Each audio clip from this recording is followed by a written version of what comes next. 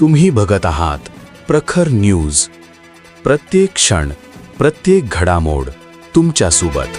देवळा तालुक्यात वाढत्या महागाईमुळे शहरासह ग्रामीण भागातील मजूर अडचणीत सापडलेत. तेल आणि गॅसच्या वाढलेल्या दरामुळे रोजचा खर्च भागवणं कठीण झालंय. देवळा तालुक्यात सध्या महागाईचा मोठा फटका मजुरांना बसताना दिसत आहे.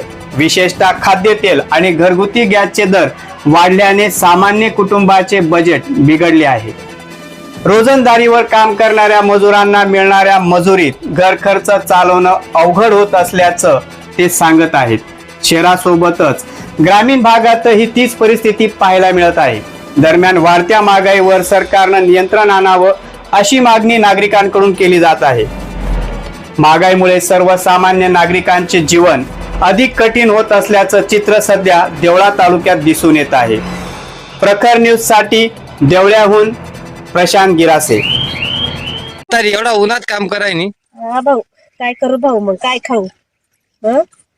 गॅस सिलेंडर काय म्हणत साखर तेल एवढा भाव वाढी गया. मजुरीले भाव नाही आको.